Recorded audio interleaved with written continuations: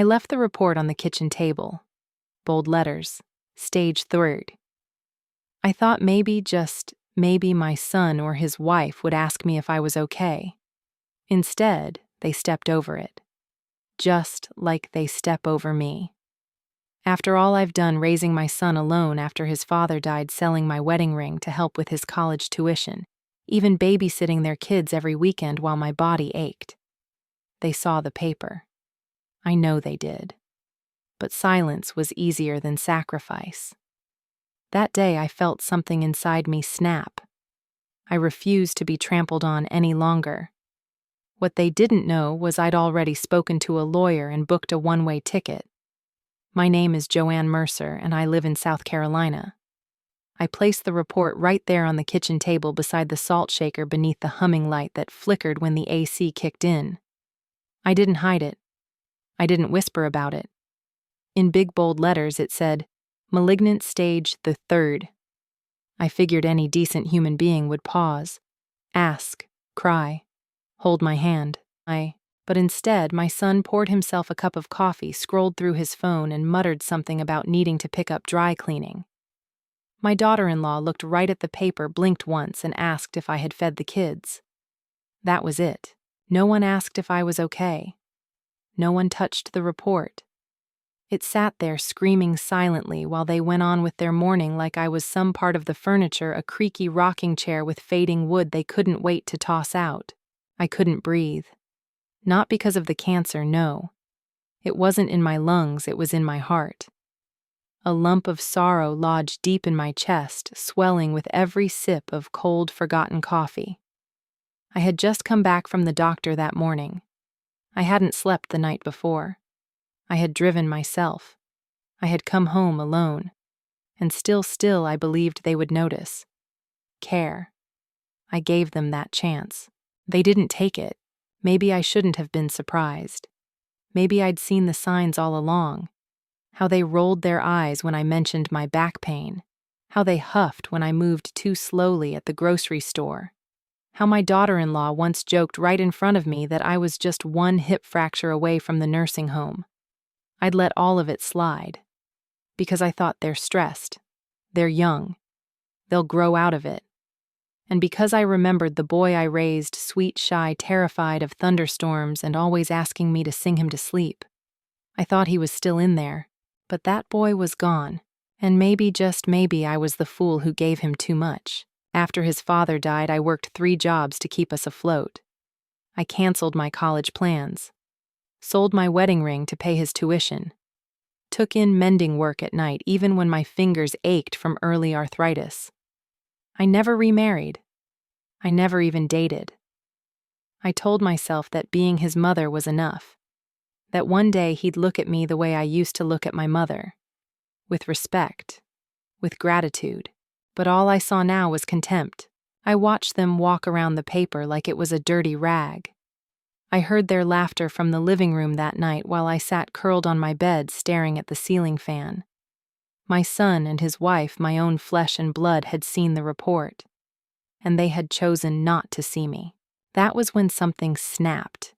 It wasn't loud. It wasn't angry. It was quiet, like a final exhale. I realized I was never going to be loved the way I deserved, not by them. And I had a choice: stay and slowly fade or leave before I became nothing more than a burden they tossed between them like a chore. I refused to be trampled on any longer. The next morning, before the sun had even warmed the windows, I got up, dressed, and dug out the old manila folder I'd hidden in the drawer of my sewing table. Inside were the deeds to the lake property, the stocks I never told anyone I still owned, and the card of a lawyer named Meredith Harrow, a woman I met 2 years ago when I attended a free estate planning seminar at the senior center. I'd gone out of curiosity. Now I was grateful I had. My hand trembled as I dialed her number. By noon, I had an appointment. By dinner time, I had a plan. And that night, while they laughed at some reality show on TV, I booked a one-way ticket and requested a private car to pick me up on Monday morning. They wouldn't even notice I was gone until it was too late. And honestly, that was the worst part. The way I could vanish from their lives, and they'd only miss me when the dishwasher broke, or when they needed someone to watch the kids.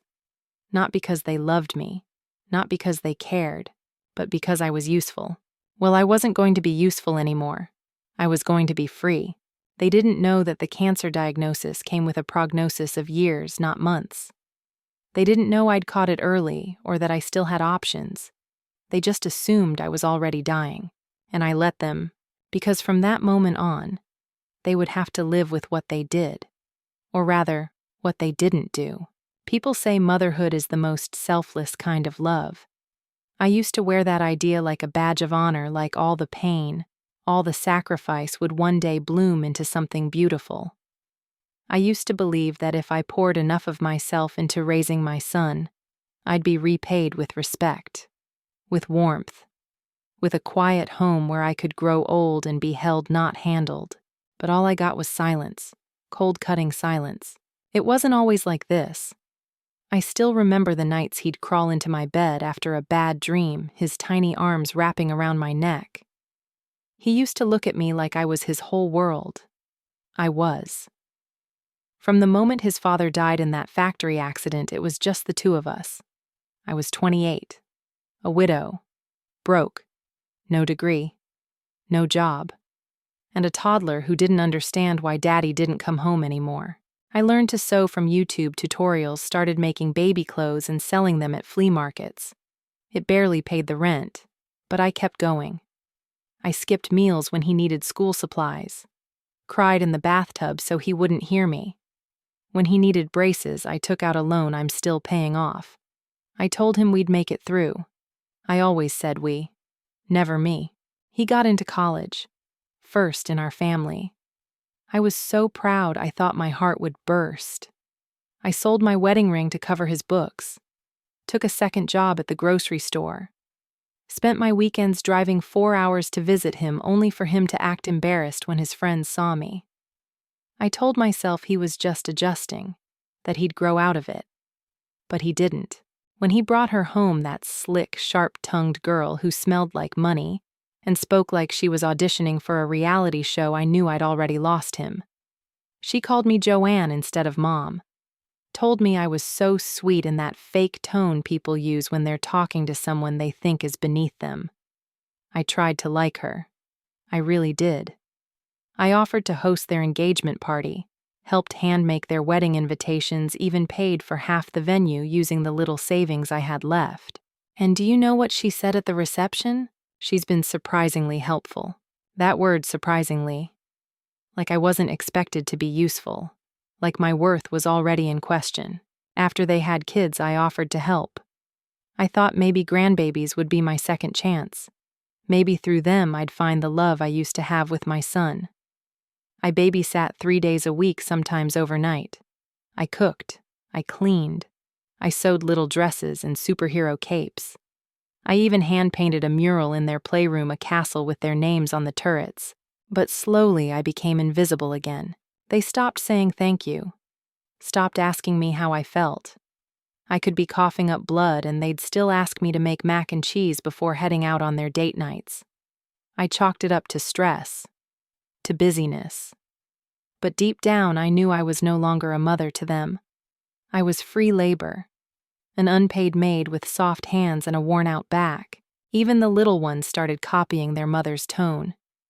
"Grandma, can you hurry up, Grandma? Don't you remember? Grandma, stop being weird." I remember crying in the laundry room, gripping the sleeve of one of their shirts like it was a lifeline. I had raised this family from the dust, and now I was just an old woman in their way. The day I left that cancer report on the table, I wasn't just looking for pity. I was looking for proof. Proof that somewhere buried under their selfishness was still a pulse of love. That even after all the years of being overlooked, used, and laughed at, someone would look up and see me. But they didn't, and as painful as that was, it was also freeing, because in that moment I finally stopped waiting. Waiting for a thank you. Waiting for a smile. Waiting for someone to tuck a blanket over my legs and say, "You've done enough. Rest now." I realized that wasn't coming. Not from them, so I gave myself permission to rest. When I called the lawyer, my hands didn't shake. When I booked that ticket, I didn't flinch.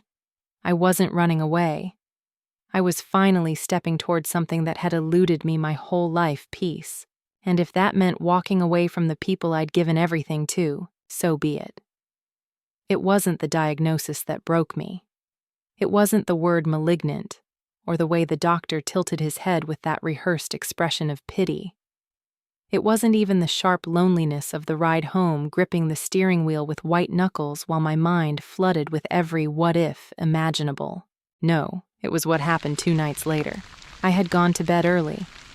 The fatigue was starting to creep into my bones like a tide that wouldn't recede. I couldn't tell if it was the cancer or the grief, but I was too tired to cry. I lay there staring at the shadows moving across my ceiling fan until I heard their voices downstairs. My son and his wife. They thought I was asleep. I wish I had been. "She's faking it," she whispered. "She wants attention." My heart stilled. Then came my son's voice, lower but somehow colder. "Even if it's real, we can't take that on right now. We have the kids, our jobs." She should have thought about that before putting herself in this situation. Putting myself in this situation. I wanted to scream. I didn't ask for cancer. I didn't ask to be abandoned. I didn't ask to be your live-in servant either. But I lay there perfectly still like I had for so many years, swallowing the words that would have burned the whole house down. That was the moment I knew.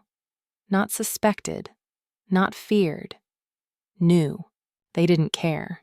They didn't see me as a mother, a grandmother, or even a human being. I was an obstacle, a weight, a reminder of something they no longer wanted to carry. I waited until morning. I got up before the kids brewed my own coffee and sat at the table with my journal open in front of me. I wrote one sentence over and over like a chant, a prayer, a war cry I deserve to live in peace. And that's when the idea came to me. A friend from my quilting circle, Margaret, had once mentioned a luxury senior resort she moved to after selling her family home. "It's like a cruise ship on land." She laughed. No chores, no cold stares, just wine and water aerobics. At the time, I thought it sounded indulgent, selfish even. Now I understood. Margaret wasn't running away, she was reclaiming her life. I pulled out my old laptop and looked up the place, Coastal Haven, Charleston. Ocean view suites, spa services, private chef, art therapy, discreet independent living with optional medical staff. It wasn't cheap, but I didn't need it to be. They didn't know I still had the lake property in my name. They thought I sold it years ago. I hadn't. I just didn't tell them.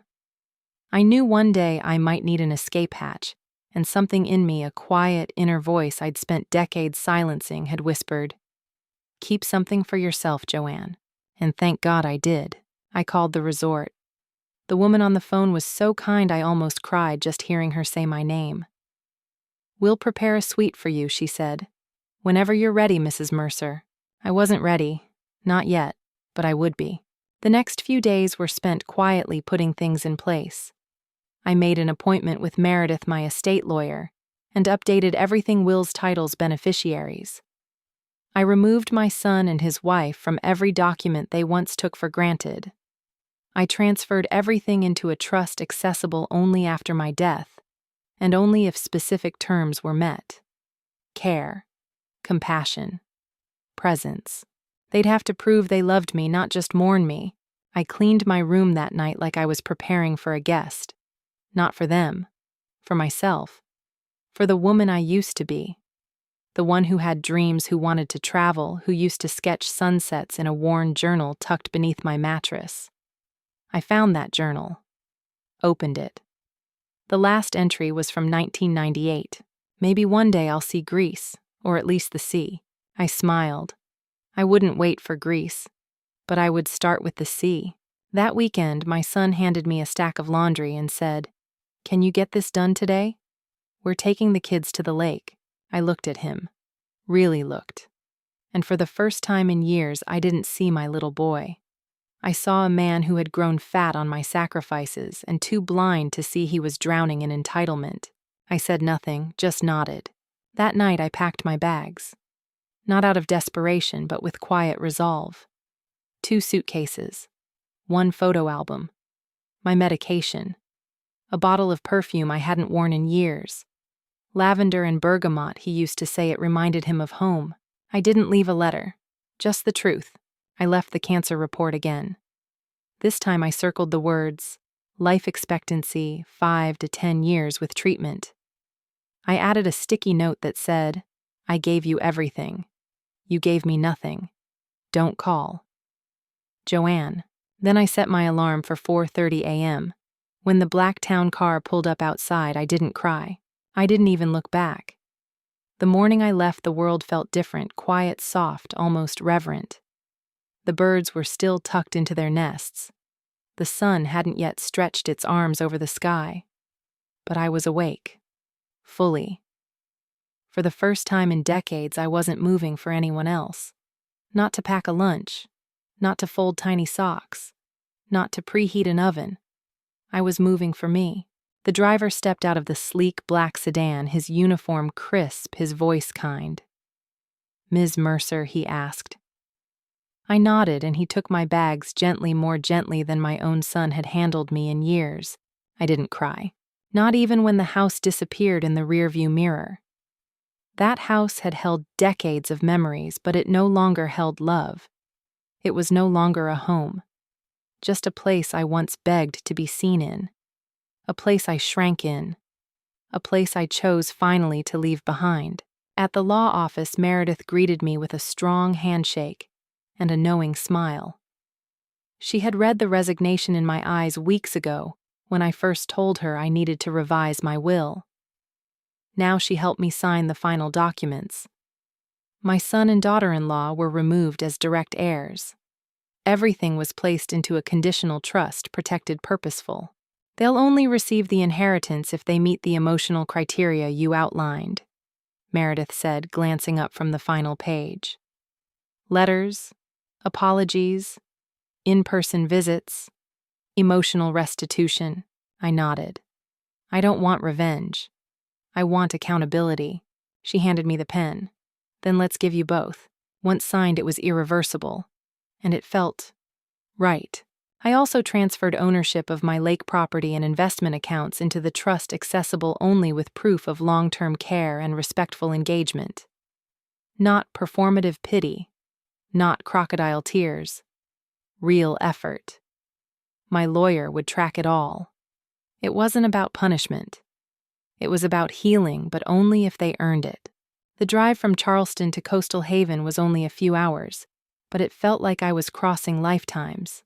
When we arrived, a gentle sea breeze met my face the moment I stepped out of the car. For a second, I closed my eyes. Salt, sand, pine, and freedom. A woman in a linen suit walked toward me with a tablet and a warm smile. Welcome to Coastal Haven, Ms. Mercer. We've been expecting you. She led me through a courtyard of wind chimes and flowering trees.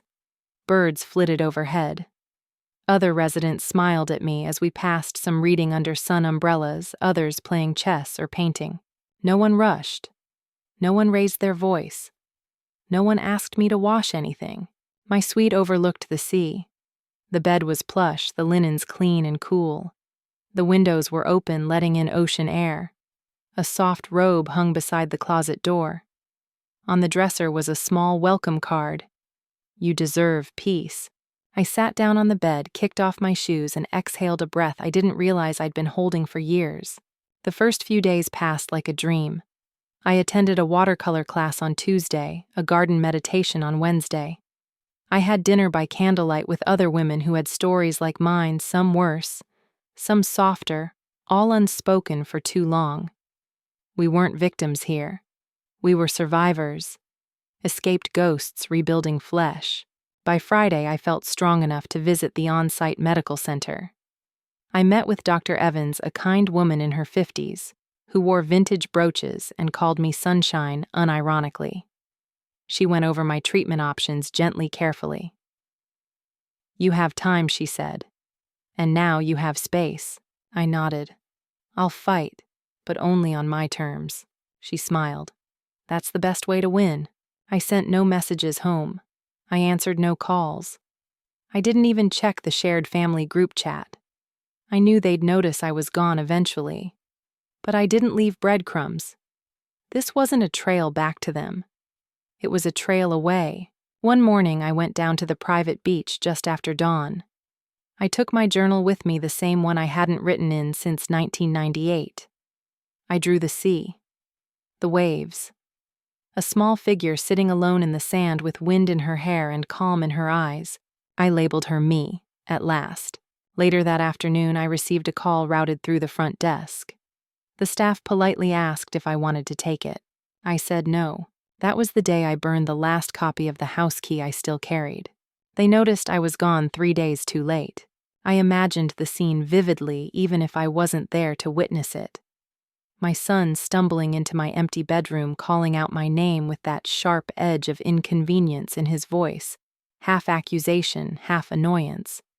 My daughter-in-law opening closets, checking drawers, maybe even glancing at the laundry basket and realizing nothing had been done in days. And then they saw it. The cancer report, bold and unforgiving, still on the kitchen table. But this time it had a note taped to it. I gave you everything. You gave me nothing. Don't call. Joanne. For once the silence wasn't mine. At first I didn't hear anything. Peace was my new routine. Mornings spent sipping coffee by the sea, afternoons lost in watercolor, and evenings with a soft piano playing in the lobby while I played bridge with 3 women named Clara, Ruth, and Marlene. But then came the messages. The front desk buzzed one afternoon as I returned from a flower arranging class. Ms. Mercer, you have a voicemail from a Mr. Thomas Mercer. Should we relay it? I smiled softly, shook my head, and said, no. Thank you. But they kept coming. Texts, emails, missed calls from numbers I didn't recognize. A voicemail from my granddaughter's phone, likely not her voice but her mother's, crying theatrically into the line. We're so sorry. Please just tell us where you are. We're worried. We love you. Love, I scoffed. That word had been used so sparingly over the years it barely belonged in their mouths now. They didn't love me. They loved what I did for them. And now that I was gone, and with it their unpaid cook-maid nanny and emotional punching bag, they were panicking. But I didn't leave to make them panic. I left to find peace. And peace, it turned out, didn't live in missed calls or overdue apologies. Peace lived here in the rhythmic crashing of waves just outside my balcony, in the quiet hum of elderly women laughing over shared stories and Earl Grey, in the soft comfort of being surrounded by people who did not demand from me but simply saw me. 1 week later, a courier arrived at the front gate with an envelope. It was forwarded to me by the front desk staff after they confirmed my name. The handwriting was unmistakable. Thomas's rushed and slanted. I didn't open it right away. I let it sit on the table while I baked oatmeal cookies with the resort kitchen staff laughing with Ruth over her failed attempts at icing a birthday cake. I didn't open it that night either. I went to bed with the moonlight spilling across my sheets, lavender oil on my wrists, and not a single ache in my heart. The next morning I read the letter. It was desperate. Apologetic in a way only someone cornered by consequences can be. He asked where I was. He begged me to come home. He wrote I didn't know it was that serious, as if cancer needed to be terminal to warrant decency. He blamed stress. He blamed his wife. He even blamed me in a roundabout way for not telling us sooner. I tore it up. No, I didn't tell them sooner, because I had hoped they'd ask. I left it on the table like an invitation, but they declined twice. The first time with silence, the second time with mockery. A few days later, a woman showed up at the resort. I was sketching on the terrace when the concierge approached. There's a visitor here to see you, your daughter-in-law. Shall I escort her in? I looked up slowly. I hadn't expected her to come herself. I had imagined phone calls, letters, maybe even social media posts laced with public concern and private manipulation. But here she was, probably thinking if she looked me in the eye, she could win me over. Tell her I'm not available, I said gently. The concierge nodded. I watched from the terrace as she stood awkwardly by the fountain for nearly 15 minutes. She looked out of place, heels sinking into the grass, sunglasses too large for her face, fiddling with her phone as if she was waiting for someone to coach her through remorse. Eventually she left, and I didn't feel guilty, because I had finally learned something life had tried to teach me 100 times before. Forgiveness is not the same as access. Just because I might forgive them one day didn't mean they got to stand beside me again. Not until they understood the full weight of what they had discarded. At dinner that night, Marlene clinked her glass of sparkling cider against mine and said, "You look lighter this evening." "I feel it," I replied. They didn't know the details. I hadn't told them about the house, the report, or the betrayal. But women like us, we recognize each other's wounds without needing the full story. We see the hollow in each other's eyes, the strength it takes to climb out of neglect and into joy. I danced that night, not well, not fast, but freely. And when I returned to my room and saw another missed call from Thomas, I didn't erase it. But I didn't call back either. It took them 2 weeks to stop calling out of panic and start calling out of guilt. I could feel the shift in their tone even through voicemails. My son's voice had dropped the urgency and now wore a layer of something thicker, slower regret. The kind that doesn't rush. The kind that settles in when you realize you may have finally done something irreversible. They had underestimated me. For years I was predictable, dependable, quiet. But now I was gone. Not dead. Not ill and waiting in my room like a forgotten grandmother. Just free. And my absence had become louder than any scream I could have mustered. The day my son finally showed up, I was sitting in the solarium trimming roses in the glass atrium. The staff approached with hesitance in their step. "Ms. Mercer, your son is here. He asked to see you." I didn't answer right away. A few residents nearby paused their card game and glanced over. Even they could feel the weight of the moment. I didn't need to ask why he was here. I already knew. They were unraveling, and the thread they thought they could tug forever had finally snapped. I nodded, placing my pruning shears down with care. "Let him in. 1 hour, that's all." He looked older than I remembered when he walked in, disheveled eyes, puffy like sleep hadn't been kind to him in days. He wore the same jacket I had bought him 2 Christmases ago, back when I was still trying to matter to him. He stood there for a moment, searching my face for something. Warmth. Recognition. Permission. He found none. "Mom," his voice cracked. I don't even know where to start." I let him stand in his discomfort. He pulled out a folded piece of paper. "I wrote you a letter, an apology. I thought maybe I'd read it to you and—" "You can leave it," I said softly. He stared at me. I could see the tears trying to pool, but not from empathy, from the fear of what he'd lost. "I didn't know you were sick," he said again. "I didn't know it was serious." I smiled gently. "You didn't ask." He swallowed hard. "We were stressed. The kids work the mortgage, there's always so much going on. But we never meant to ignore you. You chose not to see me," I finished for him. Silence. "I'm not here to punish you," I continued. "But I am here to protect what's left of me. I have peace now. For the first time in decades, I wake up and I don't dread the day ahead. I'm surrounded by kindness, by people who don't want anything from me except my company." His shoulders sank. "I miss you, Mom," he whispered. I nodded. "You miss what I gave you. You miss the help, the convenience, the woman who cleaned your kitchen and folded your children's clothes while you scrolled through your phone.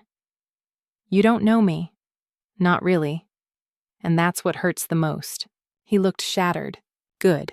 It wasn't vengeance, it was clarity. He needed to feel the gravity of what he had treated so lightly. And yet, I didn't hate him. I couldn't. He was still the boy I raised. But love without respect is just an anchor dragging you down. He reached into his coat pocket and pulled out a small bracelet woven old. "You made this for me in 2nd grade, he said. "I kept it in my drawer all these years. I brought it because I thought maybe you'd want to remember." I stopped him with a raised hand. "I remember everything I said, every lunch I packed, every fever I stayed up with, every time you fell asleep on my lap. I don't need reminders. I need change." He looked away. "Then finally, what do you want me to do?" And for the first time since he walked in, I softened. "Show up. Write. Call without asking for anything. Visit without your wife whispering judgment in your ear. Treat me like a human being, not a staff member in your house.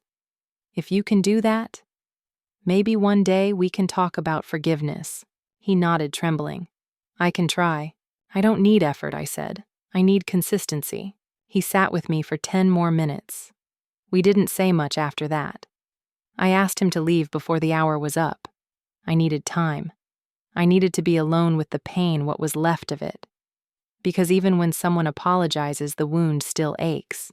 After he left, I walked down to the beach alone. The tide was high, the waves louder than usual, but I liked the sound. It reminded me that the world doesn't stop for regret, and neither did I. That night I opened the letter he left.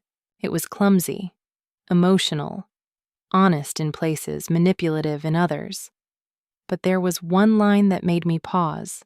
I thought I had more time to say the things I never said, and that's when I cried, not because I was weak, but because there was still a little part of me buried deep beneath the steel and scar tissue that wanted to believe him. But belief would take time, and I had earned the right to take all the time I needed. Forgiveness doesn't arrive like a thunderclap. It comes like mist, soft, uncertain, almost invisible at first. One moment you're wrapped in anger so tight it chokes you. The next you feel your shoulders ease just enough to breathe, and you realize maybe letting go isn't about them. Maybe it's about finally putting down the weight you were never meant to carry. 3 weeks after my son's visit, I called him. Just once. No warning. No build-up. His voice cracked when he answered. "Mom, I'm not calling to come back," I said gently.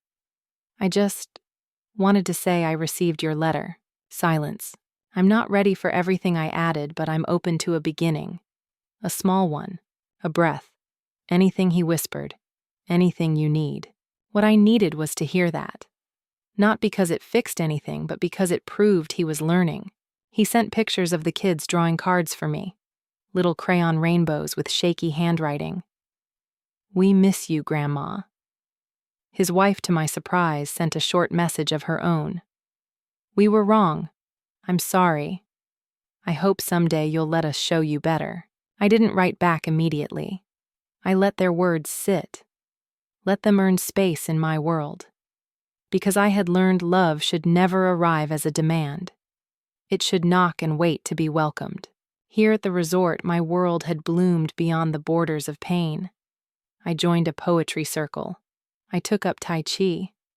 I even started painting sunsets again. I wasn't just surviving, I was living. Fully. Softly. Beautifully. There was a man named Harold who taught music on Thursdays.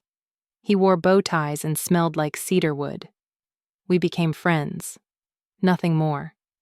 Just quiet dinners and soft conversations. And in those moments I felt what I hadn't felt in decades seen. One afternoon I stood in the art studio painting the sea again. This time, not a stormy one, but a calm horizon, with a single figure walking toward it. The instructor paused behind me and said, "She looks free." I nodded. "She is." On my 67th birthday, a letter arrived. From my son, handwritten. He wrote not about guilt or apologies, but memories. He talked about the time we made pancakes at midnight. About how I once drove 6 hours through a snowstorm to pick him up from a college dorm after he got food poisoning. About the song I used to sing to him when he couldn't sleep, and he ended it with a line I hadn't heard in decades. "Thank you for everything, Mom. I see it now. I see you," I cried quietly. Not out of sadness, but release. I called him again that week. We talked. We laughed a little. We didn't rehash the pain we didn't need to. We were planting something new in its place. He asked if he could bring the kids to visit me this Christmas. I told him yes, but only for a few hours. I had a dance recital with the other residents afterward, and I wouldn't miss it for anything. Because this new life, it's mine. and I don't owe it to anyone but myself. If you're going through something like I did, if you've ever felt invisible, discarded, or unworthy in your own family, please know this: you are not alone. I used to think love meant staying quiet, sacrificing everything, and asking for nothing. But love doesn't mean shrinking. Real love lets you breathe. If my story touched you, I invite you to share your thoughts in the comments below. Maybe your voice will help another woman take her first step toward peace. And if my journey reminded you of your own, please like and subscribe. Let's make sure stories like ours reach those who need to hear them most. You are worthy. You are seen. You are still here, and that means it's not too late to begin again.